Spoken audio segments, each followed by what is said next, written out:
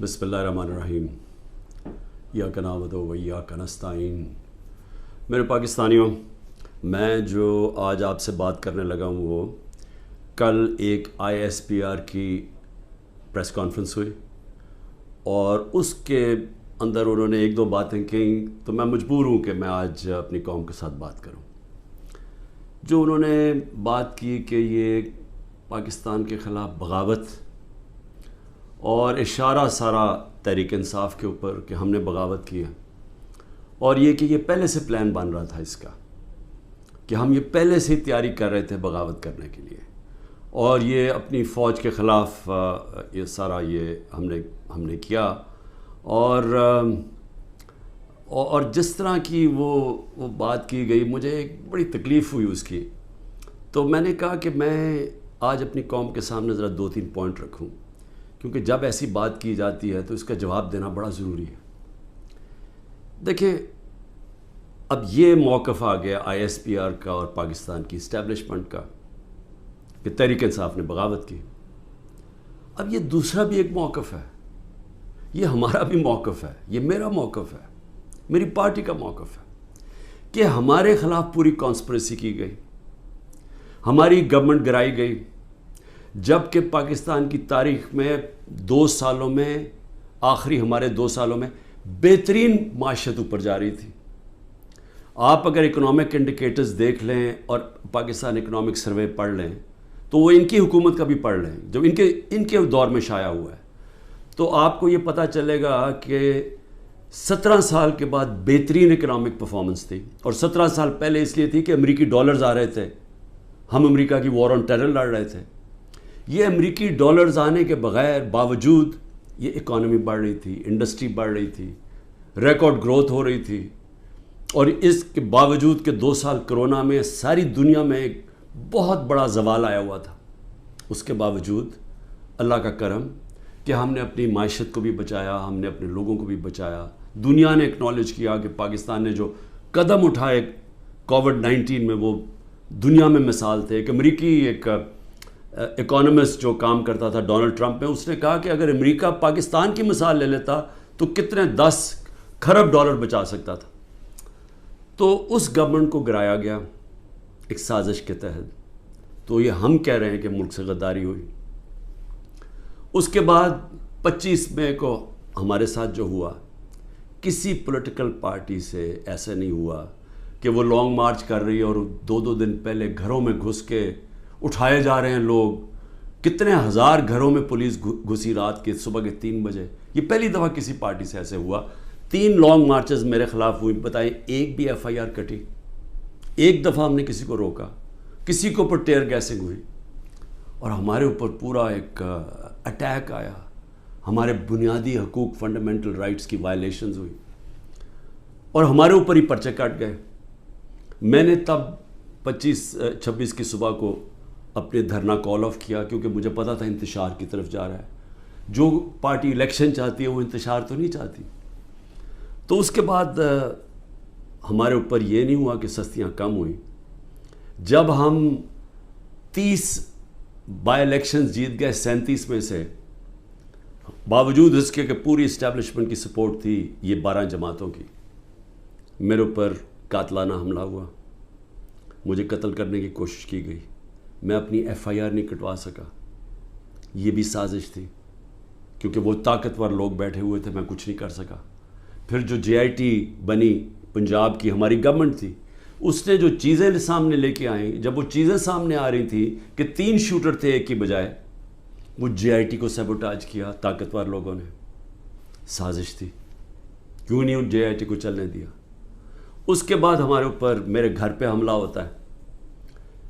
ہم assurity bond جب دے رہا تھا میں کہ جناب میں وہاں 18 مارچ کو اسلام آباد کے جوڈیشل کمپلیکس میں جاؤں گا، کوئی قانونی جواز نہیں تھا میرے گھر پہ، 24 گھنٹے حملہ کیا، اور وہ ایشورٹی بانڈ بھی نہ لے پولیس، کیونکہ انہوں نے مجھے اغوا کرنا تھا یہاں سے۔ یہاں لوگوں کو زخمی ہوئے، سارا دن گھر اندر بیٹھ نہ سکے، 24 گھنٹے ٹیئر گیس کمروں کے اندر، کبھی کسی لیڈر سے ایسے نہیں ہوا۔ 18 مارچ کو پھر میرے اوپر ایک قاتلانہ حملہ ہوتا ہے، اللہ کا کرم ہے کہ میں بچ جاتا ہوں. سارا وہاں اوپر ISI نے اس کو ٹیک اوور کیا ہوا تھا, جو جوڈیشل کمپلیکس ہے. CCTV کیمرہ انہوں نے بند کر دیے. پوری تیاری تھی کہ عمران خان کو قتل کرنا تھا وہاں.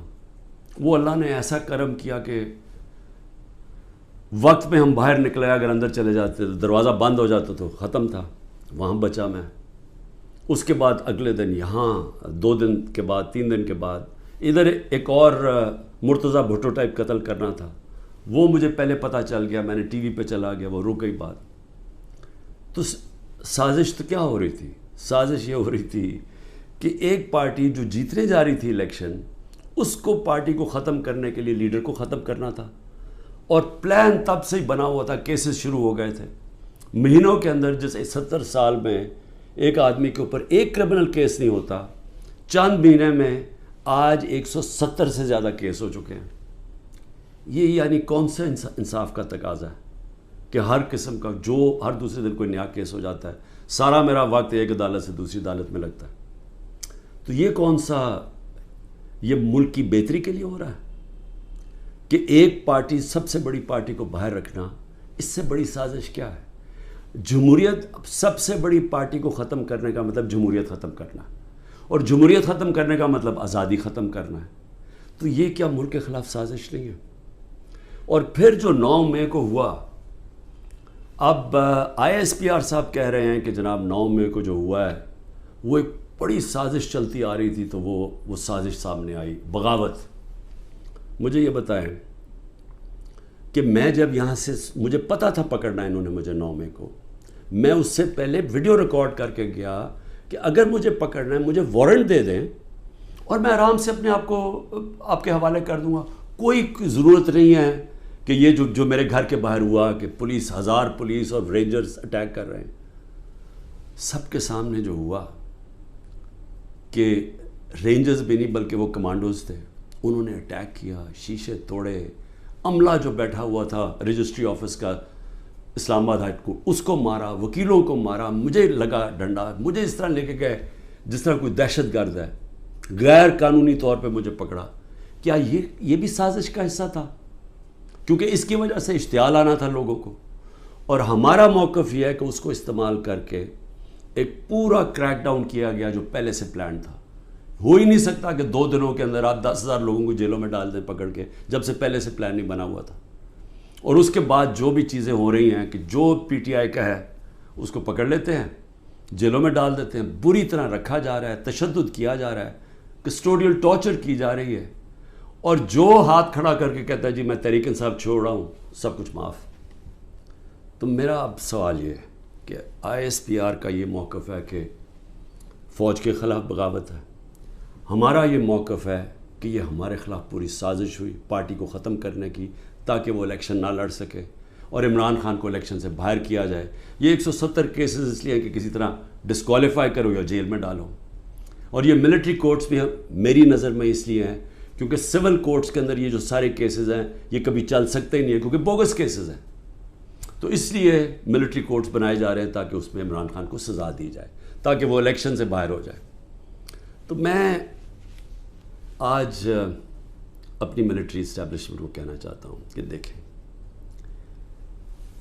انصاف کا تقاضا تو یہ ہے کہ ISPR نے تو فیصلہ کر کے ہمیں دے دیا, اور جو بھی بیان آتے ہیں اسٹیبلشمنٹ سے اس سے واضح ہوتا ہے کہ ہم ہی بغاوت کر رہے ہیں, PTI اور عمران خان. آپ نے تو اپنا مائنڈ دے دیا ہے. تو اب سوال یہ ہے کہ آپ ملٹری کورٹس میں اب کیسے فیصلہ کر سکتے ہیں, کیونکہ جج, جوری اور ایکسیکیوشن تو اب بن ہی نہیں سکتے. وہ تو انصاف ہوتا ہی نہیں ہے. انصاف تو وہ ہوتا ہے کہ میرا موقف ہے اور ایک اسٹیبلشمنٹ کا موقف ہے. بیچ میں تو کوئی جج بیٹھ کے فیصلہ کرتا ہے نا کہ کون ٹھیک کہہ رہا ہے. مجھے موقع دیا جائے, میں انشاءاللہ ثابت کروں گا. میرے پاس تو اب آہستہ آہستہ ثبوت آیا نا کہ یہ پورا پلان کر کے 9 مئی کو انتشار کیا گیا ہے. یہ جو جگہیں جلائی گئی ہیں یہ پلان ہوا تھا پہلے سے. یہ جو پکڑے تھے 10,000 لوگ یہ پہلے سے پلان بنا ہوا تھا, اور یہ پلان صرف ایک مقصد سے تھا کہ تحریک انصاف کو ختم کرنا ہے. یعنی جو کاٹا ڈالا ہوا تھا، جو بار بار مجھے ہمیں اسٹیبلشمنٹ بتاتی تھی، جو میرے ابھی بھی لوگوں کو ملتی ہے، تو ہمارے جو سارے لوگوں کو ملتی ہے ان کو ایک ہی کہ جی عمران خان کے اوپر کاٹا ڈل گیا ہے، آپ کسی اور پارٹی میں چلے جائیں، پی ٹی آئی کا کوئی مستقبل نہیں ہے. پہلے تو ان کی بزنسز بھی بند کرتے ہیں، گھر بھی توڑتے ہیں، سب کچھ، لیکن ساتھ پھر یہ مایوس بھی کر دیتے کہ جی عمران خان کا تو کوئی چانس ہی نہیں ہے. تو بڑے رسپیکٹفلی میں کہنا چاہتا ہوں کہ ایک یہ عدالت میں کیس چلنا چاہیے اور اوپن ٹرائل ہونی چاہیے. میری ایک اور ریکویسٹ ہے، یہ ٹیلی وائز ہونی چاہیے ٹرائل، کیونکہ یہ ایک ملک کے خلاف اگر بغاوت ہے تو یہ کوئی چھوٹی چیز نہیں ہے. تو یہ چھپا کے نہیں ہونی چاہیے، پبلک میں ہونی چاہیے. سارے جو آپ کہتے ہیں کہ آپ کے پاس ثبوت ہیں، آپ لے کے آئیں. جو میرے پاس ثبوت ہے وہ ہم لے کے آتے ہیں، قوم کے سامنے رکھیں. کیونکہ اگر اپنی فوج کے خلاف کوئی بغاوت کرتا ہے اس کو سزا ملنی چاہیے. میری طرح کا آدمی جو فیصلہ ساری باہر 20 سال باہر کمائی کی، سب کچھ بیچ کے آج میرا پاکستان میں، میرا ایک پیسہ پاکستان سے باہر نہیں ہے. تو مجھے اگر غدار کہا جا رہا ہے تو مجھے موقع ملنا چاہیے اپنے آپ کو بے قصور ثابت کرنے کا پبلکلی. اور دوسری طرف جن لوگوں کو آج اوپر بٹھایا گیا ہے، جو سارے آج دبئی بیٹھے ہیں، پاکستان کے فیصلے دبئی میں ہو رہے ہیں. مجھے یہ آج بتا دیں کہ کبھی سنا ہے نریندر مودی جا کے کسی اور ملک کے اندر اپنے وزیروں کو بٹھا کے فیصلے کر رہا ہے؟ کبھی سنا ہے کہ برطانیہ کا پرائم منسٹر جا کے یورپ میں بیٹھا ہوا، یا یورپین پرائم منسٹرز کہیں اور جا کے کر رہے ہیں؟ کبھی دنیا میں سنا ہی ہے؟ یہ ملک سے مذاق کیا ہو رہا ہے کہ جن لوگوں کا سٹیک ہی پاکستان میں نہیں ہے، ان کی دبئی میں بڑی بڑی پراپرٹیز ہیں، لنڈن میں بڑی پراپرٹیز ہیں. اور یہ مجھے کس نے بتایا ہے؟ یہ ہماری ISI نے ہمیں بتایا ہے. یہ نیب کے جو پہلے چیئرمین تھے جنرل امجد، انہوں نے مجھے آج سے 20 سال پہلے 23 سال پہلے پوری بریفنگ دی کہ ان کی کتنی پراپرٹیز ہیں ملک سے باہر. یہ سارا وقت ہمیں کدھر سے انفارمیشن آتی تھی؟ کیونکہ ISI کے پاس انفارمیشن ہوتی تھی، ادھر سے ہمیں انفارمیشن ملتی تھی کہ ان کی کتنی پراپرٹیز باہر ہیں، انہوں نے کتنا پیسہ کیا، فلانی ڈیل سے کتنا پیسہ کمایا. وہ لوگ جو آج اربوں ڈالر کی باہر پراپرٹیز لے کے بیٹھے ہیں، جن لوگوں میں ایک کہتا ہے کہ نواز شریف کہتا ہے کہ ہندوستان کو کہ جی یہ پاکستانی فوج دہشت گردی کر رہی ہے ڈان لیکس میں، دوسری طرف واسف زرداری جا کے کہتا ہے امریکنوں کو کہ جی ایڈمرل منل کو، وہ حسین حقانی اس کا ایمبیسڈر کہتا ہے کہ ہمیں بچا لو پاکستانی فوج سے، امریکنوں کو کہتا ہے.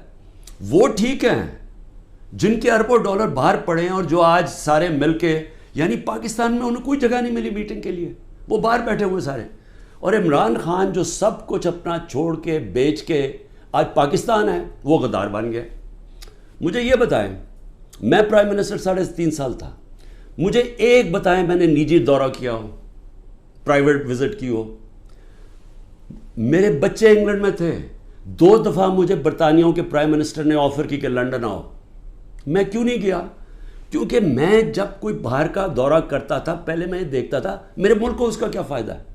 کیونکہ جب ایک پرائم منسٹر باہر دورہ کرتا ہے، پاکستان کے ڈالر خرچ ہوتے ہیں، ہمارا پیسہ خرچ ہوتا ہے، ہمارا مقروض ملک ہے.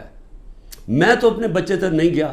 نواز شریف 22 دفعہ نجی دورے کیے اس نے لنڈن کے جب وہ پرائم منسٹر تھا.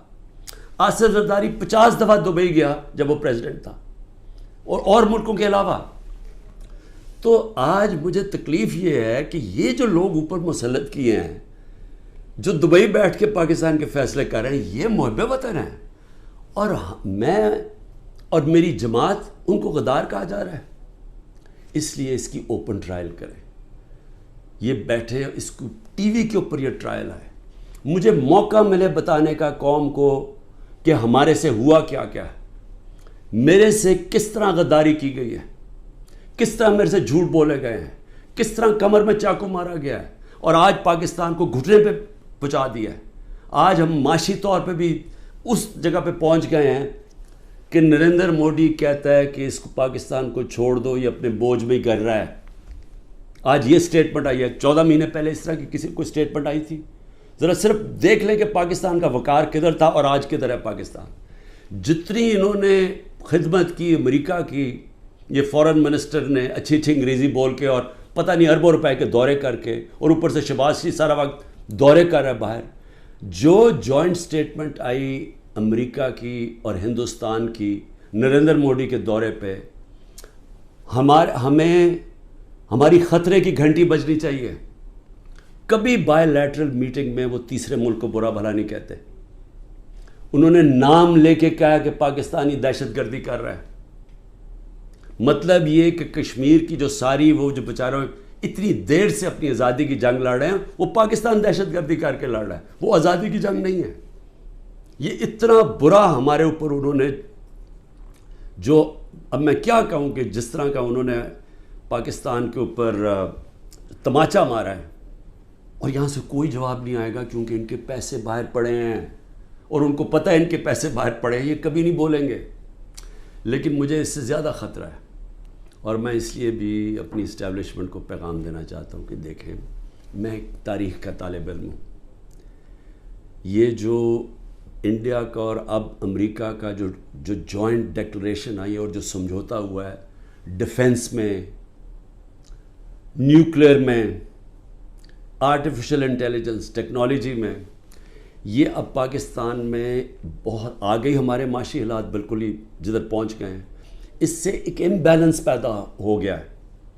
آج ہندوستان جس طرح نریندر مودی نے تکبر میں باتیں کی ہیں، آج وہ ہمارے سے اپنے آپ کو بہت طاقتور اب سمجھتے ہیں. اور جب انہوں نے کہا نا کہ اپنے بوجھ میں گر رہا ہے، وہ اپنے بوجھ میں گرنے نہیں دیں گے، وہ گرائیں گے. ہمیشہ جنگیں تب لڑی جاتی ہیں جب ایک فریق سمجھتا ہے کہ وہ دوسرے سے بہت زیادہ طاقتور ہے.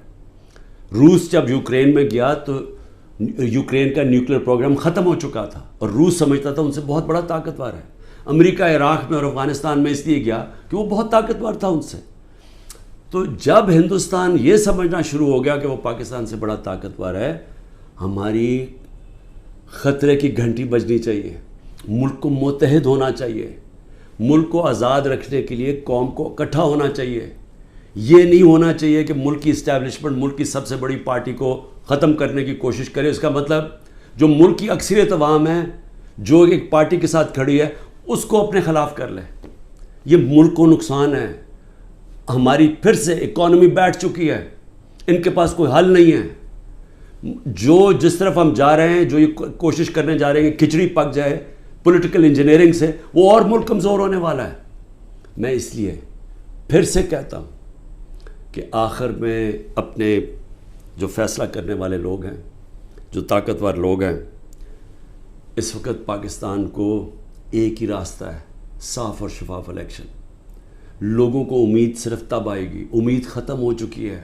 نوجوان جو چھوڑ کے ملک کو جا رہے ہیں، پروفیشنلز جو ملک کو چھوڑ کے جا رہے ہیں، جو غریب لوگ کشتیوں میں ڈوب رہے ہیں باہر ملک سے نکلنے کے لیے، ان کو امید چاہیے. اور کسی چیز سے امید نہیں آنے لگی سوائے ایک چیز سے، صاف اور شفاف الیکشن. پاکستان پائندہ باد.